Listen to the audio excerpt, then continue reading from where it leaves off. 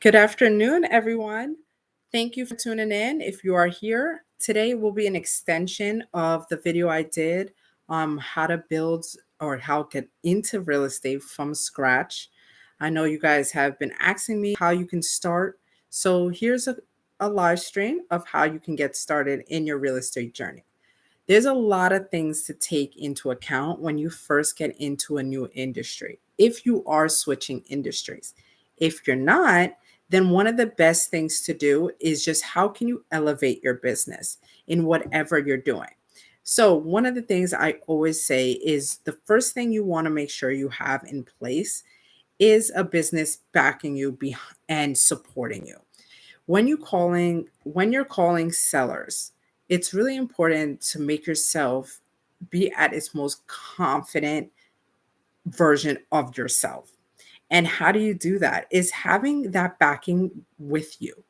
You want to make sure that you have something that's supporting you. And one of the biggest things that I love to say is when you create a corporation, an LLC, you feel in general, I don't know why, but it is a thing, is we just feel more confident when we're doing something and we have somebody, technically your business, helping you achieve what you want. And these give you accreditation to your seller that you are calling. If you're a realtor, if you're a real estate investor, if whoever you may be, it is so important that you hone in on your skill, but also have any kind of business. And I think one of the biggest things is creating an LLC. You don't really need to create an S corp or the C corp, all those other kind of corporations. You can do your own homework. You can ask an accountant. I'm not somebody giving you legal advice. You can ask a lawyer, but this is what has worked for my business. And the thing that has worked is creating an LLC, quick and easy LLC that you can have, that everybody can have, so you can have it going forward. Okay. So follow up questions. I know I didn't get to answer all those questions that I had last time. So I wanted to do an extension of that interview. So one of the biggest things that I get a lot is everybody asking, I have been in this industry for multiple years and haven't gotten a deal. Okay. So it is difficult. I get it and I understand it. But one of the things that you want to make sure when you're doing something is your why behind what you are doing. You can't go into an industry thinking it's going to be easy. It's never been easy and it's not going to be an easy thing. Even when you start growing your business, it's not going to be easy. And hold on one second. I've been in real estate for quite some time now. And it hasn't gotten easier in the sense of um, the mental challenge behind real estate. It's just been getting easier in the sense of delegation within my business. That's what I would say is the easiest portion of the real estate journey itself, is when you keep going, you get to delegate. And so you're doing the fun part of the business. So right now you might be cold calling, you might be doing driving for dollars, you might be doing a whole bunch of other things that you don't love to do. But what you do love to do is interact with sellers, going to see the properties, whatever it may be that you actually like to do. But as you grow, you get to delegate the stuff you don't want to do. And that's why I always encourage people to keep going, because it gets easier in that sense where you get to do the better things. You get to do the things that you want to do.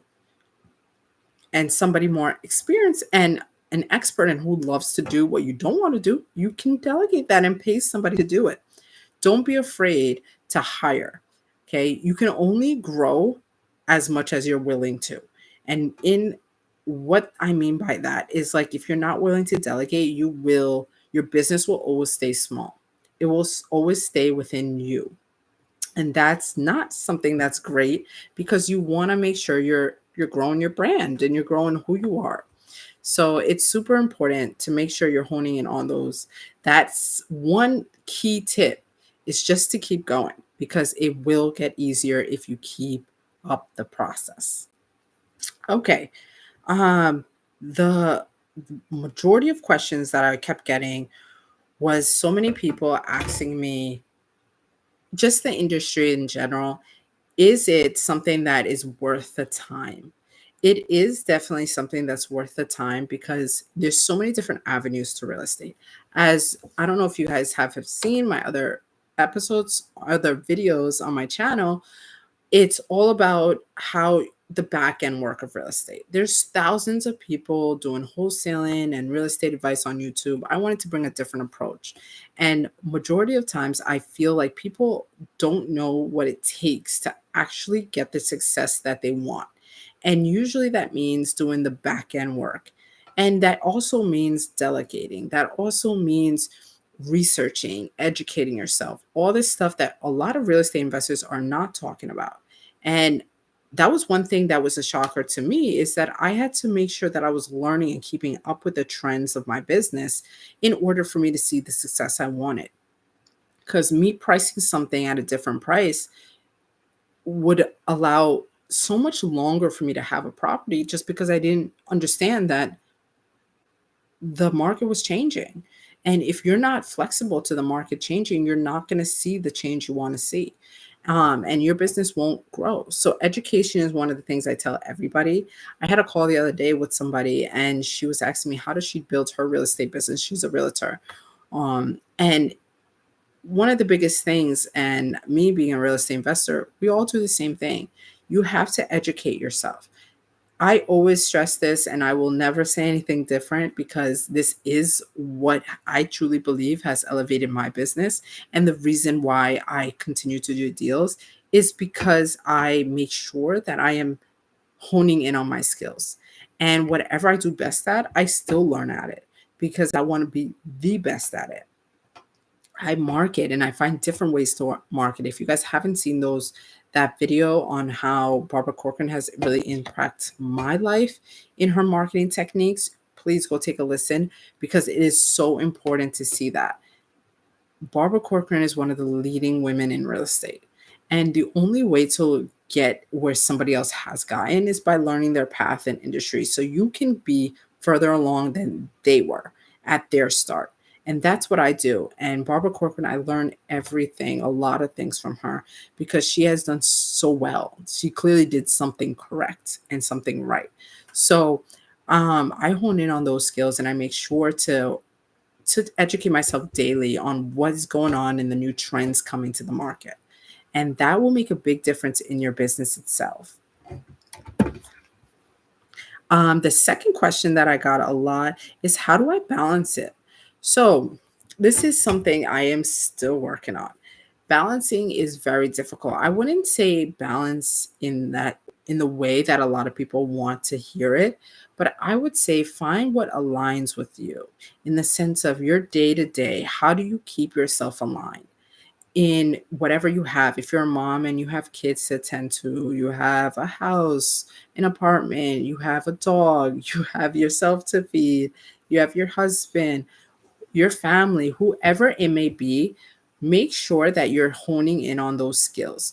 Okay. And you make sure you set a schedule for yourself for the day. It's easier said than done. I do understand that because balancing is hard. That's why I don't like the word balance. I like the word align. How can you align yourself with your day? What does your day look like? And what can you accolade to the different things that you love to do? With real estate and cold calling, how do you fit that into your schedule? If you only have 2 hours of the day, what should you be spending those 2 hours on? A lot of people will say cold calling. I personally do not agree because the cold calling can last a long time. That doesn't mean if you cold call for 2 hours, you're going to get a deal. For me personally, one of the best ways to transition from not having the deal to getting a deal is to drive for dollars because you actually see these properties that are actually in a distressed state. And one of the things that a lot of people say, well, I don't have time to drive. If you Let's say you don't have a car, if you take a bus or you get an Uber, wherever you might be, if you transport some way, shape, or form, you pass houses. And I I can honestly say 100% you at least pass one wholesale deal. You may not think you do, but you do, because you're probably not looking for that. And one of the things that you're actually looking for when you're going on these drives is maybe a house that just has one shutter falling off, but yet a house could look in pristine condition but has overgrown grass. That is a good sign that maybe the the owner of that property is just falling behind on certain things. And one of the things that I always stress on my channel is being an asset in any way you can. So even if you see that type of property, write it down, give them a call. Use that post-it method that I spoke to you guys about on my channel. I have a video up, but use that method, because that method will tell you if the owner is going to call you. Once you write your number on that post-it and post it on the door or in the mail, wherever you're going to post that post-it, they're going to call you. And when they call you, let's say they don't want to sell their property, but you can be an asset to them. Be like, "Oh, I did see your grass was a little out of shape, and if you don't have the time, I actually know a landscaper and I can give you the number." Now you're creating connections and networking with other industries that are really important to your business, because you're going to need landscapers. Once you start becoming in the development field, which when you start wholesaling, that's not usually the end goal, right? I started as wholesaling and I grew capital and I went into being to getting rental properties. And now we're in developing properties. And this just expands your reach and you're able to build on just that one seed that you have. And it's super important to continue on your journey as a growth investor. So one things I always say is when you see these properties, write them down and write why you wrote this property down. So then now you can actually call landscapers and be like, would you like to partner? Because I have 1,000 properties I know of that they're not willing to sell, but they need their grass cut. And if you guys are in the area and can come and cut them, I will recommend you. It's one of the things that I do really well in my industry.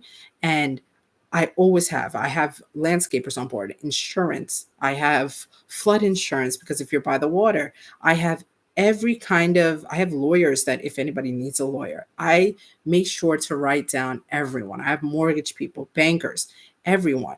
And so when somebody needs help, I am the end result.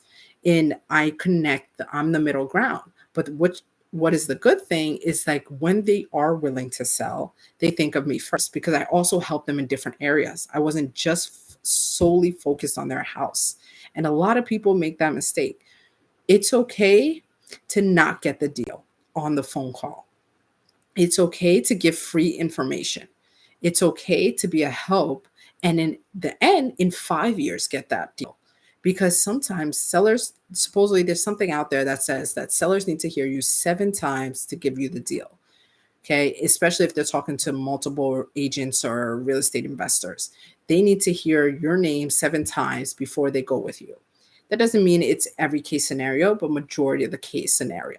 And one of the things that I love going forward with a lot of people that people don't really get it and understand is that you need to, everything you do, just be an asset to what you're doing. And I hone in on this skill so much because how can you be an asset to as a real estate investor? You can. It not just in the field of real estate. How about you work with lawyers, right? Work closely with probate lawyers because they're going to have people who are going to be unfortunately passing away, but they have now that property that was left to the children and the children don't want it. Work closely with them. Work with insurance because insurance, people are looking for insurance for their houses, right? And then sometimes they default on these payments. Work with water companies because water companies know people who are behind on their water, which is also a good sign that they might need to sell the property because unfortunately hard times are hitting. Work closely, right, with gas companies that houses are going to need gas. Think not just real estate. Think how can I help my industry around real estate? And that will make a big deal.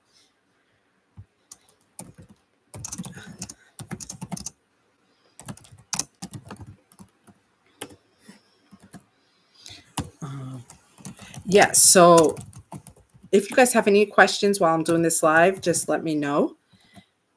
Um, I'm just getting back to you.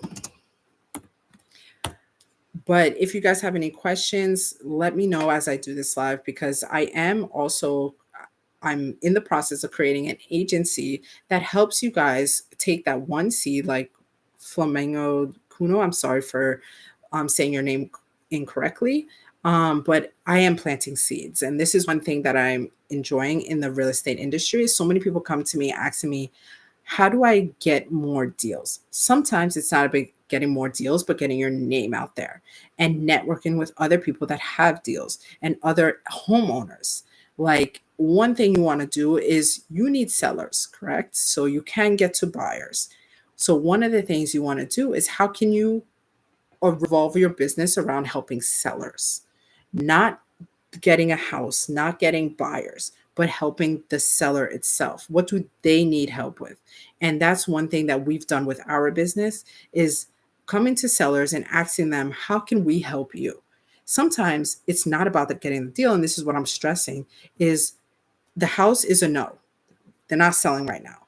But what they do need is help with their insurance, help with whatever else. And then we've gotten thousands of deals where 2 years later, they're like, well, thank you for your help back then. It's not working. I actually do need to sell the house now. And now we're getting deals. Now it's a funnel system. You want to stay in the fight as long as possible, but you also want people to remember you. How can they remember you as being an asset to them? And I stress that so much on my channel. If you guys just hold on a second, if you could like this and subscribe to this channel, it would be really well appreciated, as it can get out there and whoever's interested in this kind of information. But I am starting an agency on how you guys can hone in on your seed, your skill, and how you can multiply it into multiple streams of income for yourself. Because one thing about real estate, it's one avenue, but it doesn't have to be the only one. How can you make that one seed of wholesaling into 7, 8 streams of income for yourself? And that is something that is I'm very passionate about, is that so many people can't find a way to make it work for them. And I'm helping you guys with that, and it will be in my coming up videos, because right now it's not launched, but it is coming soon.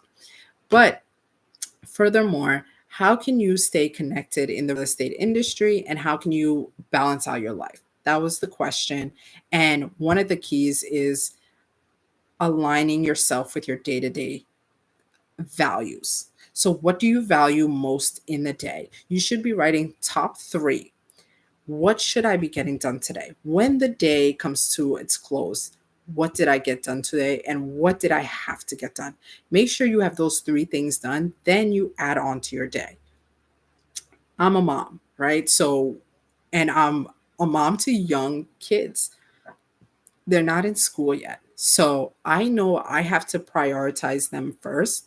And then whatever else and the other time I have accolated to it, I make priority for myself. So I align my day accordingly. I don't like the word balance, because it's difficult to balance 2 things at the same time.